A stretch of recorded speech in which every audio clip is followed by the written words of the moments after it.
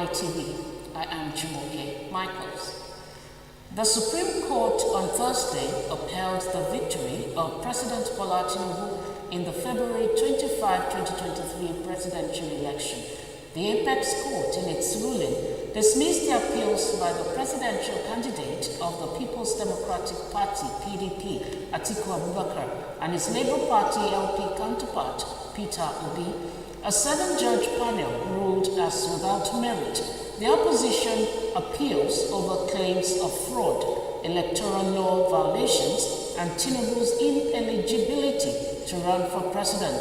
The Apex Court thrashed all the grounds of appeal of Atiku and the PDP on qualification, non-compliance with the Electoral Act, the 25% votes in FCT, and the electoral malpractices. On the whole, having resolved all the issues against the appellant, it's my view that there's no merit in the appeal and it's hereby dismissed, Justice Inyang Okoro said in dismissing Atiku's appeal. The judgment of the court below, delivered on September 6, 2023, affirming the election of the second respondent, Tinubu, as the duly elected president of the Federal Republic of Nigeria, is hereby affirmed.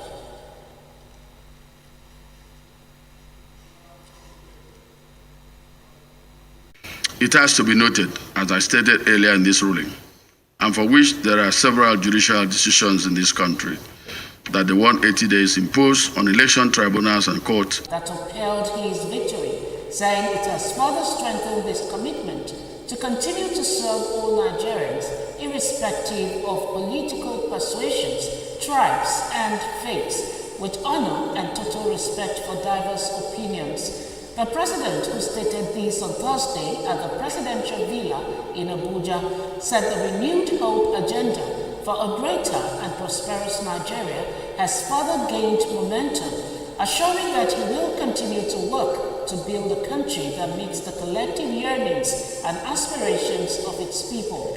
President Bola Tinubu further charged all Nigerians to continue to build the country together, adding that the strength of diversity of Nigerians must now compel citizens in directing their energy towards building a stronger, united, and more prosperous country.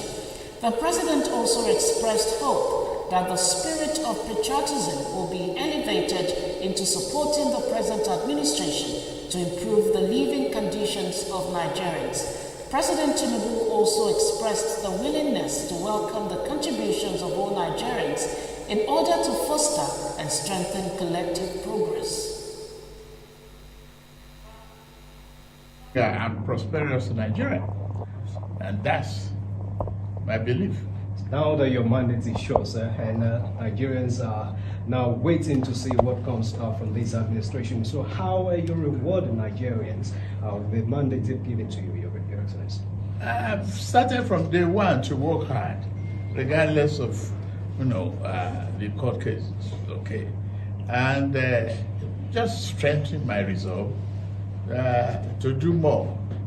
A challenge of this nature and a future of this nature is more work and more hard work, more dedication.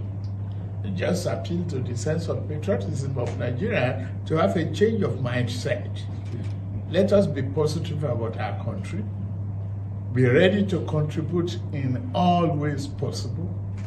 There's no promise of El Dorado from day one. We're all in this boat of diversity, a member of the same family, living in the same house, but stay in different rooms. And it is important that we recognize that we have no other country but this one. So we better be committed to it, not for the sake of our own self. Speaker of the House of Representatives, Honorable Abbas Tajuddin, has urged opponents of President Bola Tinubu at the 2023 presidential election to accept defeat and wait for their turn, while calling on all to work with the government to move Nigeria forward. The Speaker, who was speaking with State House correspondents in Aso Rock Villa, Abuja, congratulated President Tinubu on his victory at the Supreme Court today. Abbas stated that the victory was not only for President Tinubu and the ruling All Progressives Congress, but also for all Nigerians. Other APC chieftains, including the party's national chairman, Abdullahi Ganduje, said President Tinubu's victory is a revalidation of the mandate which the Nigerian people gave him and Nigeria's electoral and judicial process.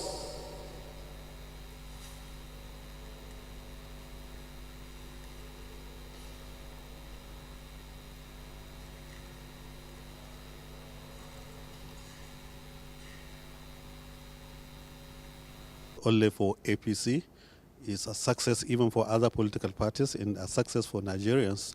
This has indicated that democracy is getting matured in Nigeria because politicians, after election, instead of resorting to, infight, resorting to causing confusion, we resort to the judiciary. And this is what this has shown that democracy is in action. So I think what we can learn from this judgment is that Nigeria has come of age as far as democracy is concerned because we believe in the rule of law. Thank you. The judgment from the court. To God be the glory. It is not something unexpected.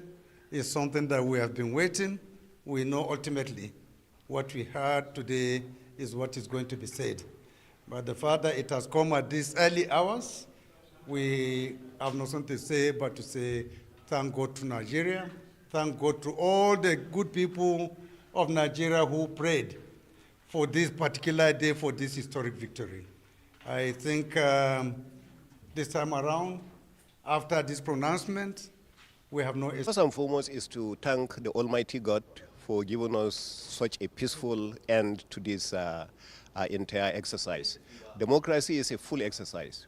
And you can see the exercise started, from the primaries to the elections to the court cases, and now it's over.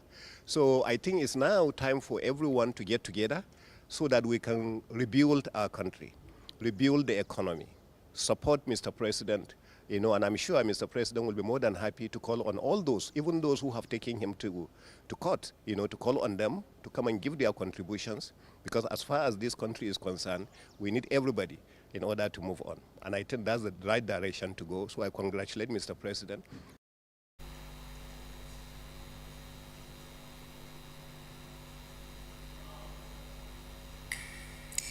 Governor Babajide Sanwo-Olu of Lagos State, Dapo Abiodun of Ogun, and Yaya Bello of Kogi have stormed Aso Rock Presidential Villa on Thursday to congratulate President Bola Tinubu on the well-deserved victory at the Supreme Court, which delivered its verdict in favor of the All Progressives Congress and the President in Abuja.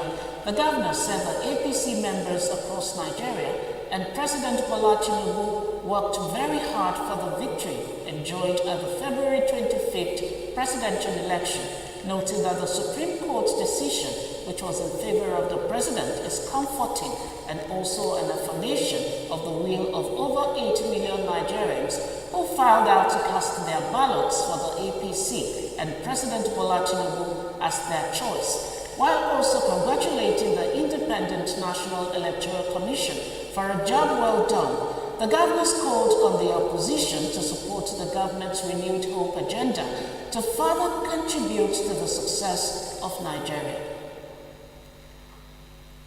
It's very historic. It's the beauty of democracy. It's the beauty of the power of inclusiveness in governance, where everybody would have an opportunity to express themselves at the highest level. And as a people that is run and governed by a constitution, we all need to abide by those constitutions. And I think the highest, judicial body in our country has expressed themselves, very clearly. And there were no dissenting voices. It was all 7 of them that were on the same page. And so what that tells us is that whatever might have been a difference, let's put that behind us. It's a victory for all. I'm sure Mr. President too would have alluded to that. And what we need to now have is clear governance. We must have, a clear direction on how to, get all hands on deck, get the economy agenda of this country on track. Let us put whatever differences, political or otherwise, and let us rally around. What they did today was being observed worldwide, and it speaks to the fact that in Nigeria we are guided, by the rule of law, and that Supreme Court is a Supreme Court that compares to any Supreme Court anywhere in the world. They've dispensed with this case. They've done so in line with global best practices. And there's no doubt left in anybody's mind that is now a closure. Our opponents can now go to sleep, or they can now congratulate our president. And if they actually did mean well for this country, you aspire to an office because you believe that you can offer the country.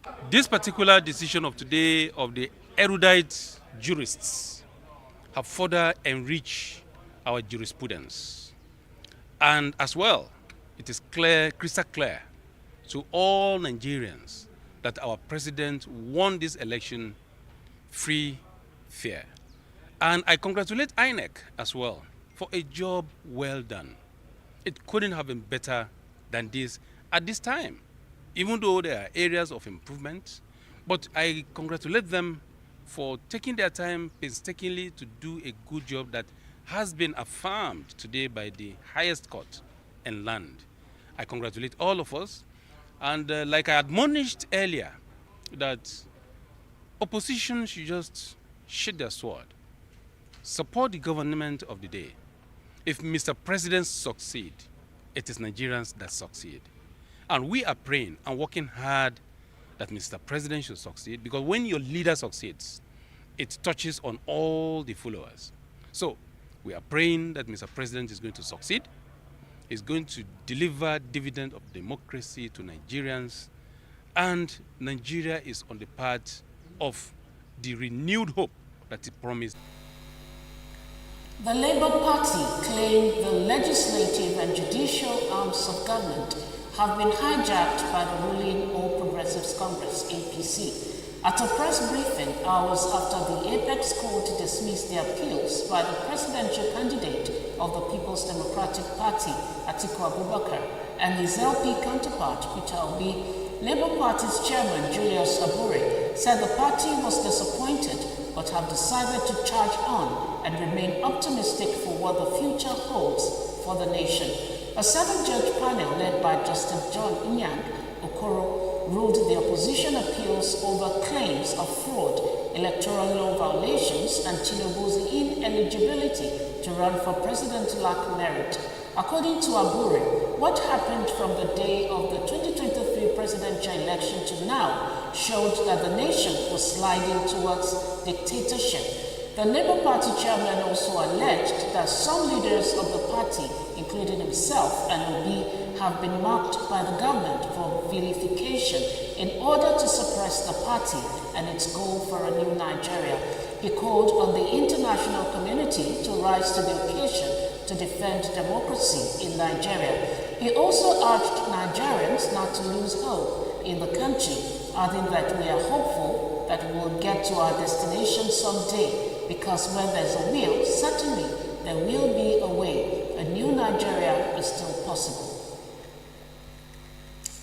Lagos State Government has reiterated its commitment to promoting craftsmanship and professional skills to help people provide a living for themselves.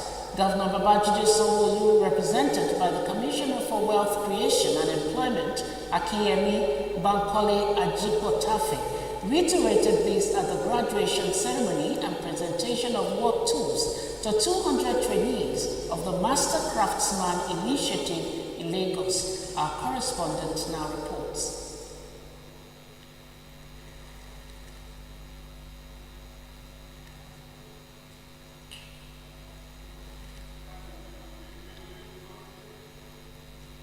This batch of craftsmen were trained for 6 weeks. The purpose was to expose the craftsmen and artisans in the building construction industry to the training needed to offer suitable service.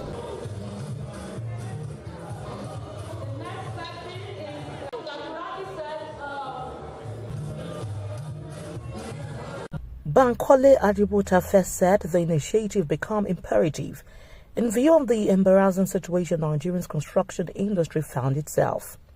He said the training is also in line with the Governor Sanwo-Olu-led administration's agenda of inclusive growth.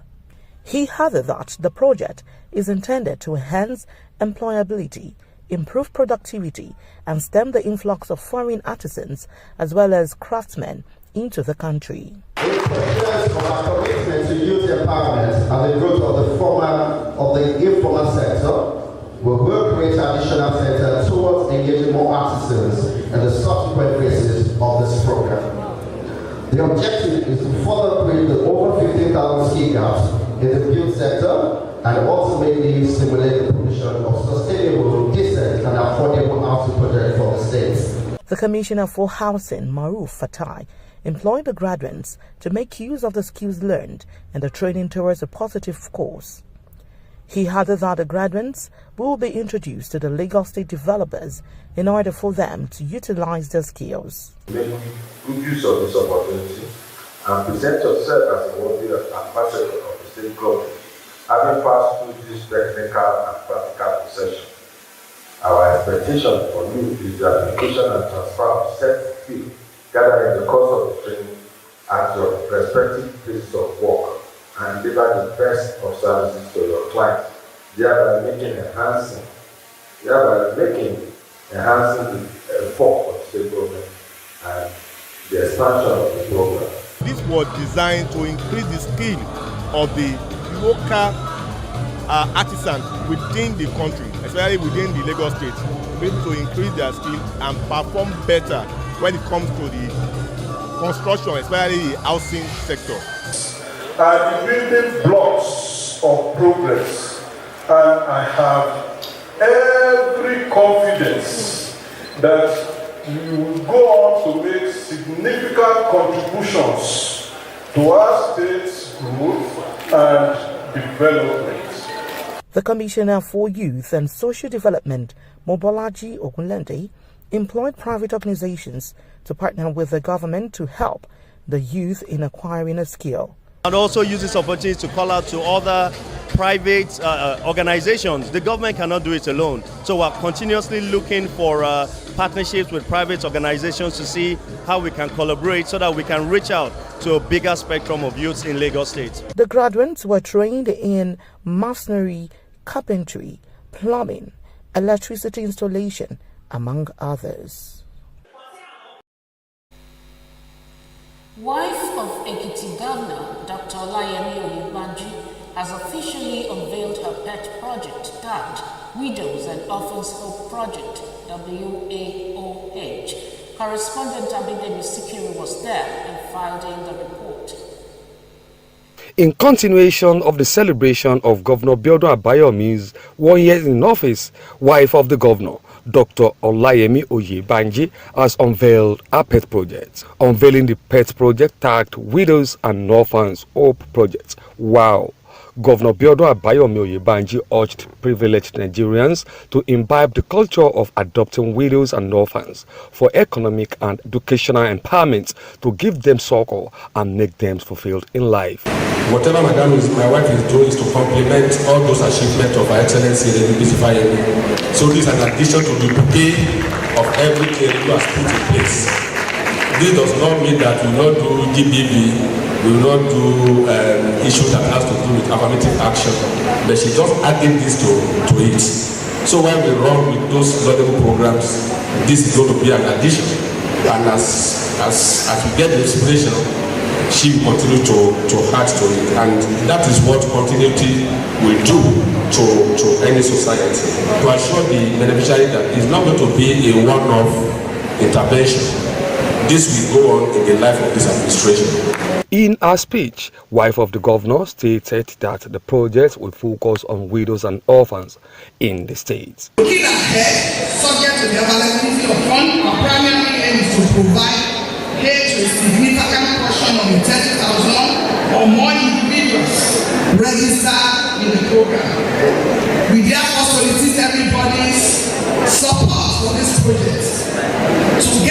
we can lend every hand to the vulnerable among us. Also speaking at the ceremony, wife of the former governor of Ekiti State, Erelu Bisi Fayemi, commended the efforts of Dr. Olayemi Oyebanji for initiating the program. Your Excellency Dr. Oyebanji, we've had many conversations about what it means to do this job, the challenges, and so far you have been absolutely outstanding. I congratulate you on coming up with this initiative, videos and orphanage projects. And I'd just like to encourage you, regardless of all the obstacles or challenges you might face, please continue to do the good work. Dr. Olayemi Oyebanji empowers 350 widows and 25 orphans during the program. From Akdo-Ekiti, the Ekiti State capital, Abidemi Sikiru, NITV News. Socio-Economic Rights and Accountability Project, SERA, has brought to the forefront the pressing issues surrounding data and digital rights in Nigeria, underscoring the invasive nature of the digital realm and the critical need for privacy protection as enshrined in the Constitution. The Deputy Director of the Socio-Economic Rights and Accountability Project, Kolawole Oluwadari, highlighted in Lagos how the rapid advancement of technology has brought about evolving challenges in the realm of data and digital rights. Oluwadari emphasized the need to educate Nigerians, particularly those in rural areas and the youth, about digital rights. Deputy Secretary of the National Human Rights Commission, Tony Ojukwu, emphasized the paramount importance of digital rights within the context of data and digital rights. He underscored the invasive nature of digital realm and the critical need for privacy protection as enshrined in the Constitution. A senior lecturer in the Faculty of Law, Dr. Olubomi Afinowi, highlighted pressing data protection challenges in Nigeria, including inadequate documentation, failed legislative attempts, judicial disinterest, and political and civic apathy. It entails protection of the civic space, and for the Commission, we have fought against every single movement in Parliament to restrict the civic space. A lot of laws have been proposed on the floor of the Parliament to see how they can restrict the civic space, and the Commission stands against that. The Commission is working with the civil society and honest stakeholders to make sure that any law that passes through the National Assembly goes through what we call human rights impact assessment. Isn't that so? Yes. So we have issues of citizen to citizen DDR violations. It's all over the place. We have government censorship, we have surveillance, we have other forms of undemocratic repressions. Now it is reported, speaking about the media, I know the members of the media. And the growth of technologies, data and digital rights and issues associated with these rights have become much more important. Also within the context of our democracy and the experience that we've had over the years, we've seen that the issue of the promotion or infringement, if you can call it that, of human rights of Nigerians have now shifted to online, which in recent times you would recall, for instance, an agency of the Nigerian government that describes social media as a monster. And then there is a bill again to regulate social media, whatever that means. And that means that it is very important at this point that we begin to discuss the aspect of the promotion. Up next are stories from the foreign sea.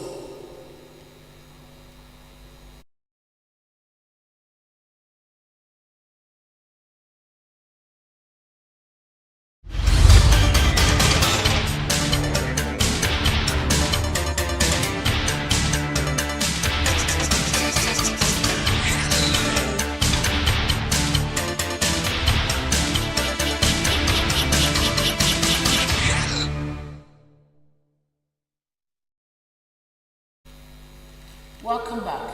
Hurricane Otis killed at least 27 people as it lashed Mexico's beach resort city of Acapulco as a scale-topping Category 5 storm, officials said Thursday, in what residents called a total disaster.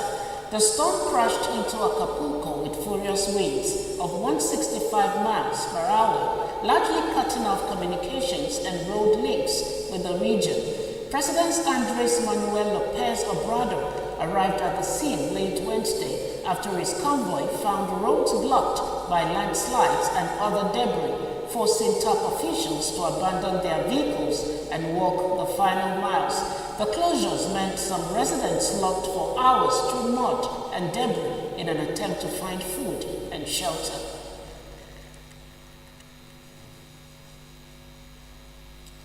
Police in the U.S. state of Maine waged a sprawling manhunt on Thursday for a gunman who killed at least 16 people at a bowling alley and a bar in the deadliest mass shooting this year in America.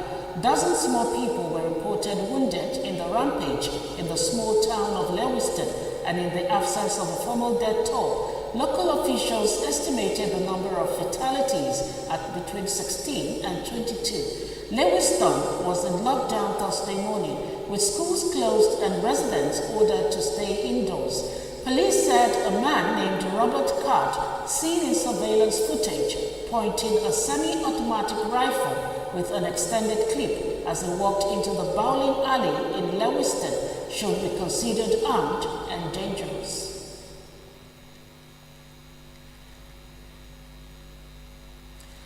Up next is sport after this break.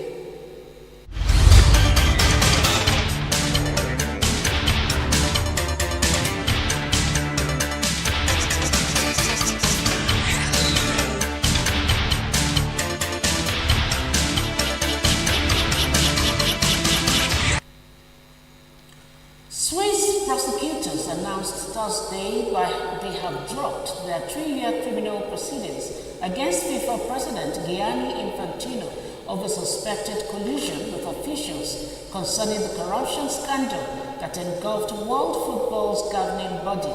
Infantino declared a full and clear victory in the case and demanded an apology from what he called the envious and corrupt people out to tarnish his reputation. A probe was opened in July 2020 to investigate suspicions of collusion between Infantino and Switzerland's then Attorney General Michael Lauber, the country's top prosecutor.